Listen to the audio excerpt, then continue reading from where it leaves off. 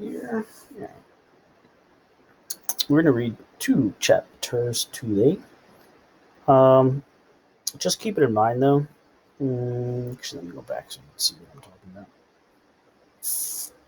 You're going to have to complete this thing today. So essentially, this is just a graphic organizer that you're going to use a couple of the chapters that we've read before. So if you look at it, I look kind of like label chapters where you can find some information for it. There's other chapters probably that apply, but these are at least a couple chapters that you can look at. So you're going to need to fill out this graphic organizer where you talk about Luke and you talk about Jen, and then a couple of ideas that relate to them. So the first one is describing their personality. Again, Luke, you can use the entire book, but Jen's information is probably within these chapters that we've read. Describe how they feel about the government. You can use those 2 chapters. There's other chapters, but those 2 chapters have information. Describe how they feel about how they deal with danger. Again, 15 and 16. Then they describe what knowledge they have about the world, and then you can fill that out. So you're going to need to complete this. Not right now, but when we're done reading. So just recognize that's what you're going to have to be doing. All right. So in chapter, let's go back. We are what chapter? I forget. I will know when I see it. We finished that, definitely. Finish that. I think this is where we left off. So we're on chapter 20 now. Does it look blurry on my screen? It looks blurry on your screen. That's weird. Does this look blurry for you? Or does that look clear to you? It's like blurry. No, it looks good. Okay, maybe I'm losing my eyesight. Well, my one screen looks fine. The other one looks a little blurry. It's weird. All right. Chapter 20. So again, the last thing that happened in the last chapter was Luke started reading all these materials about what was going on in the past in regards to where they're living. So this is obviously like a futuristic society of us, right? So it's like, 100 years from now or something. That's what this book is supposed to be like. So, if the world continued 100 years from now, what could the world be like? So that's essentially what's going on. So you have this society where there's barons, right? We don't have barons in the U.S. now. So there's like the society of barons, right? These rich people who have like privilege. The majority of the people all are having to cut back on resources because of the population problems they had. They had like a stretch of time where people were dying because they didn't have any food. So now you have Luke existing in the society and having to hide because he's not supposed to even exist. And you have Jen, who's not very happy with this at all. She's tired of hiding and she wants to go to the president and complain. She wants to have a rally. So she's trying to convince Luke to be a part of it, and so far he's like, nah, I don't think so. So we'll see what happens. Luke feared he'd have to wait months between visits to Jen once the snow started. Why? Why does he have to wait? Let's see if you can figure out what would be the reason. Why would he have to wait if it's snowing? He will have to wait. He will have to wait because if he doesn't and goes for it, then he's gonna leave footsteps behind. Yeah, exactly right. Yeah, you can't hide tracks. It's going to be obvious that hey, somebody's walking from here to here. The weather proved kind that winter. Most days were dry and clear. He didn't have leafy trees to hide behind, but he began to feel safe anyway, crawling through his and Jen's backyard. By mid-January, he could make the entire journey without his heart beating abnormally at all. The odds against someone watching from one of the other barren houses seemed too astronomical to worry about. His only concern was Dad. Dad usually hung around the house a lot during the winter. Without the hogs to tend to, he could easily have been there even more than usual, preventing Luke from ever sneaking out. But suddenly Dad had taken to heading to town many mornings, yelling up to Luke, I'm going to the library. You've got something up there to eat for lunch, don't you? Or there's some plastic tubing over to Slighton I want to check out. Tell the boys when they get in from school, do you hear? It's that hydroponics notion, Luke bragged to Jen one day in the late January while they were sitting at the computer together. I got Dad excited about it, and now he's busy with that to notice what to do. So the father is basically trying to see if he can come up with a way of growing plants inside the house. That's what he's doing. So he's been going to town to figure out how to do that. What's hydroponics? Jen asked. It was in one of your books, growing plants indoors without soil, just using water and special minerals. Oh, Jen said. Does he think the government would actually let him do it? I guess so, Luke said. Why wouldn't they? Jen shrugged. Why does the government do anything? Luke didn't have to answer that. Jen turned back to the computer chat room, where everybody was debating fake IDs. Carlos, Mom says they won't buy me one until I'm 18 because she thinks the government wouldn't challenge an adults as much, and maybe they'll be cheaper then. Pat, maybe Sean and I will get ours by the time we're 90. Dad and Mom have been saving for them as long as we can remember. Yolanda, my dad says he's waiting to find one that's foolproof. He says there are always too many bad ones out there. Jen began typing furiously. Who needs a fake ID? Carlos, they'll probably get one for you that says John Smith, and you have to spend the rest of your life trying to pass for an Anglo. My parents have been begging me to get a fake ID for years, but I won't until I have one that says Jen Talbot, and it's really mine. Have you all forgotten the rally? We're all going to get real IDs that say who we really are. We aren't fakes. We shouldn't have to hide. She jabbed the enter button so hard that the computer shook. But Jen, Luke said timidly, I thought you used a fake ID to go shopping with your mom. It said you were her niece. Jen turned her fierce gaze to Luke. No, that was just a shopping pass, she said. I don't like using that either. But I figured I can't fight my parents about everything. What are they talking about? She pointed at the computer screen. Is taking on a fake identity permanently. Most shadow kids do that eventually. They go live with another family and pretend to be someone they aren't for the rest of their lives. I'm actually kind of curious what the future holds for ID.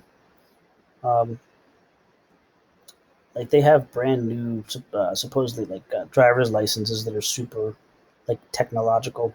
But I could almost see that. I would think almost in the future that your ID is going to be on your phone, and it's going to be some I don't know, almost like facial recognition type thing or something that just matches your face. They could probably you hold it up and it'll match you exactly, and there's no way to fake it. Fake IDs in the past were a giant problem. I remember just growing up, everybody had fake IDs, which is kind of crazy. But I just think the technology was so weak back then that it was people were able to make it. I don't think it's that simple nowadays. I don't know how many people have fake IDs. I think the fake IDs that people have now are probably genuine IDs that they just lied about who they were. Whereas back in the day, people had fake IDs. So these kids are talking about these fake IDs. No, of course, I wouldn't rather hide, Jen said irritably. But getting one of those IDs, that's just a different way of hiding. I want to be me and go about like anybody else. There's no compromise, which is why I've got to convince these idiots that the rally is their only chance. There was a shocked blankness on the computer screen after Jen's entry. Then Carlos ventured, Jen, do you got any of your parents' blood pressure medicine handy? Sounds like you need it. So it seems like a lot of these kids here are not really happy with this idea of her and her rally. They think she's a little crazy. That's why they're saying you need blood pressure medicine. Jen stabbed the power button on the computer. The screen went instantly dark. She spun around in her hair and clenched her fists. Arg! She screamed with a grimace of frustration. Jen, Luke asked. He leaned away from her in case she decided to use those clenched fists. Jen turned to Luke in surprise as though she'd forgotten he was there. Don't you ever feel like saying you can't take this anymore? She asked. She leaped up and began pacing the floor. Don't you ever want to just walk out into the sunshine and say, forget hiding? I don't care. Am I the only one that feels this way? No, Luke whispered. She whirled around and pointed at the computer. Then what's wrong with them? Why don't they understand? Why aren't they taking this seriously? Luke bit his lip. I think, he said, people just have different ways of expressing what they feel. Those kids make jokes and they complain. You run around screaming your head off and tackling people. He was proud of himself for figuring it out, considering he really only knew 5 people in the whole world. But for the first time, he wondered how the rest of his family would cope if any of them had to hide. Dad would get grumpy. Mother would try to make the best of it, but you'd be able to tell that she's really unhappy. Matthew'd be quiet, but would look sad all the time, the way he looked every time someone mentioned a pig that they couldn't keep anymore. Mark would gripe so much that he'd make everybody miserable. For the first time, Luke felt a glimmer of pride that he had dealt with his hiding better than anybody else in his family would, he thought. Jen snorted at his explanation. Whatever, she said. She slid back in the chair by the computer. The rally's in April. I've got 3 months to make sure that everybody's ready. She switched on the computer and began typing furiously again. Luke slipped away a few hours later. He wasn't even sure that Jen noticed him leaving. Right, so she's really about making sure that these kids are all doing this. All right, chapter 21. In February, Dad got the letter from the government forbidding him from trying to grow anything indoors. It has come to our attention that you've been purchasing excess amounts of plastic pipes such as used in the germination, cultivation, and development of vegetative matter in an interior structure, the letter began. Due to the preponderance of such agricultural methods in the cultivation of illegal substances, we order you to cease and desist immediately. Does anybody understand what that last sentence is saying? Is the reason for why they don't want him growing it? What is the reason they used? Does anybody know what that sentence means? Due to the preponderance of such agricultural methods in the cultivation of illegal substances, we order you to cease and desist immediately. What's the reason for why the government is saying you can't grow it? Does anyone understand that last sentence? Nadie? Nobody? Yeah, they're basically saying they think he's going to grow illegal stuff, which I guess, probably they think he's doing drugs or something crazy, right? So they're saying you're going to grow some bad stuff. You're not allowed. Luke read the letter at supper after everybody else in the family had a stab at trying to figure out what that meant. Somehow, after reading all these big books that Joan lent him, he didn't find the fancy words so daunting, so he could actually read what it's saying because he's been reading so much lately. They want you to stop, Luke said. They're scared you're going to grow something illegal. And this part, he pointed out in the letter, although everybody else was at the table several feet away, he was in his usual spot on the stairs. This part where they say, render all such materials for our adjudication, that means you got to turn over all the stuff you bought, and they'll decide if they're going to fine you or not. The rest of the family looked at Luke in amazement. Then Mark started giggling. Drugs, he said. They think you're going to grow drugs. Dad flashed him a look of pure disgust, so the father's not happy. You think that's funny? We'll see what you think next year when your feet grow and we don't have money for new shoes. Mark stopped laughing. We'll get by, Luke's mom said quietly. We always have. Dad shoved back from the table. Why didn't I get a permit? He asked nobody in particular. Maybe if I just get a permit. By then, Luke read the rest of the letter. They don't give out permits for hydroponics, he said. They say it's always illegal. This time he only got a glare from Dad. Luke felt his father's disappointment, and seeing his parents so worried about money made a small voice whisper in the back of his head. Maybe if they didn't have you, they could afford everything they want. Right, so now he's kind of still feeling guilty about being this third child, saying that maybe things would be better if he wasn't in existence. But he didn't eat that much, and all of his clothes were hand-me-downs from Matthew and Mark. And how much could it cost to heat his attic? Sometimes he found ice crystals in the chair he sat on to watch the neighborhood. He tried to ignore the voice. What bothered him more was that, without the hydroponics to keep him busy, Dad barely left the farm for the rest of the winter. Luke made it to Jen's only once in all of February, and twice in March, when Dad began driving around looking for the best seed corn prices. Each time, Jen greeted him with big hugs and acted genuinely thrilled to see him. Her tantrum in January had seemed forgotten. One day, the two of them made a huge mess of the Talbots' kitchen baking cookies. Won't your parents mind? Luke asked when Jen scolded him for attempting to clean the flour handprints off the cabinets and refrigerator and stove. You kidding? I want this preserved. They'll be thrilled to see any sign of domesticity on my part, Jen said. Another time they played board games all morning sprawled out on the floor of the Talbots' family room. The third day they just spent the whole time talking. Jen kept Luke enthralled with stories of places she'd been, people she met, things that she had seen. When I was little, Mom used to make me play a group that was all third children, Jen said. She giggled. The thing was, it was all the government's officials' kids. I think some of the parents didn't even like kids. They just thought it was a status symbol to break the population law and get away with it. What do you do at the playgroup? Luke asked. We played, of course. Everybody had lots of toys. And one of the kids had a dog he brought with him sometimes, and we all took turns feeding it dog biscuits. Those people have pets too? Luke asked incredulously. Well, they're barons, Jen said. Luke frowned. He slid down on the soft couch, so different from anything in his own house. My dad says that when he was little, just about everybody he knew had pets. He had a dog named Bootsy and a cat named Stripe. He talks about them all the time. Why'd the government make pets illegal? Oh, the food thing, Jen said. She took a chocolate chip cookie from a pack they were sharing and waved it for emphasis. Without dogs and cats, there's more food for humans. My dad says if it weren't for the barons breaking the laws, lots of species would have gone extinct. Luke looked at the cookie in his hand. So now, was he supposed to feel guilty about eating food that should have gone to animals as well as other people? Jen saw the expression. Hey, don't go dopey on me, she said. It's a scam, remember?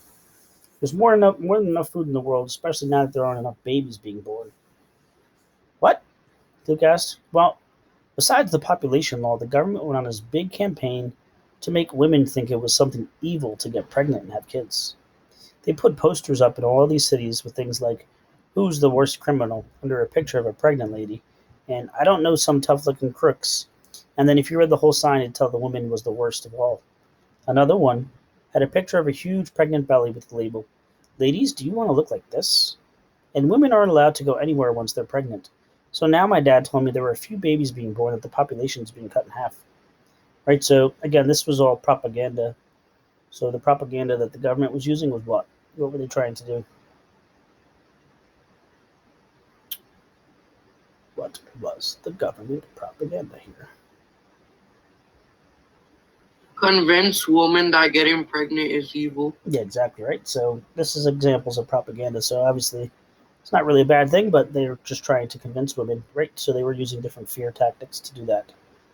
Um, so one way was, saying that they're criminals. The other way was showing that they don't look pretty, right? So all these different things, these tactics to try to get women to not have kids, and it was somewhat effective. So Luke shook his head, confused as usual. So why does the government take down the signs and let people have babies, as many babies as they want?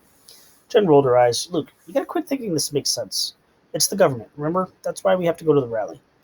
Luke changed the subject as quickly as he could. What do women do if they can't go anywhere at the time they're pregnant? I don't know about humans, but pigs take almost 4 months to have a baby. Do women stay home the whole time? Hiding like us, you mean? But she took the distraction. Lots of them pretend they're just getting fat. My mom said she went shopping the day before I was born, and nobody noticed. But that's my mom and shopping. And then she went off on a tale about her mother taking Jen shopping in the city 10 hours away just because she heard a store sold good purses there.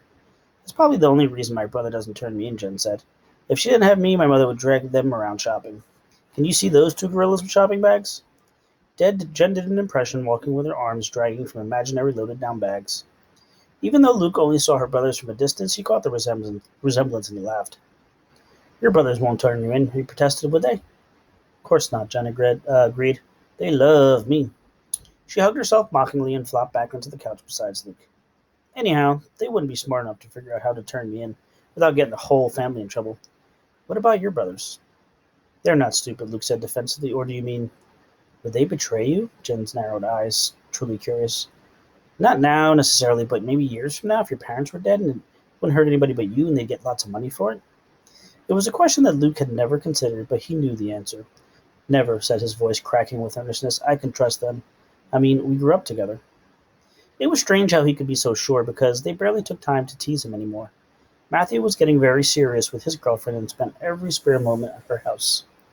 Mark had suddenly gone basketball crazy and talked Dad into nailing an old tire into the front of the barn for a hoop. Luke could hear him outside throwing balls late into the night. No matter how certain he was of their loyalty, Luke sometimes felt like his brothers had outgrown him. He missed him. But it didn't matter. He had Jen now. Luke kept Jen from talking about the rally the rest of the day, and they didn't even go near the computer. They just had fun. He crawled back to his house a few hours later, thinking he didn't mind anymore having to hide. He can go on this way forever as long as he got to visit Jen. The leaves would come back to the tree soon, and he'd feel even safer on his trips to her house. When the planting season started, Dad would be out in the fields all day, and Luke could see Jen all the time. But April came before planting season. What is supposed to happen in April? What is supposed to happen in April? The rally? Yeah, the rally. Right, so lots of these chapters end with kind of like an ominous tone, right? Remember, something that's ominous is like a hint of bad things to come. All right, so what I need you guys to do now is to complete that chart first. So let me just show it to you again real quick. I also wrote, again, like chapters to look at if you're kind of confused where to go. So again, you can use any of the chapters that we just read or chapters from earlier on. So fill out this side for Luke, this side for Jen. Describe their personality. Describe how they feel about the government. Describe how they deal with dangerous situations. And then just describe their knowledge of the world. When you're done with that, finish your poster. If you're finished with your poster, work on your commercial. That's what we're doing today. Please focus. Make sure you are not getting distracted. Also, make sure your Google Chat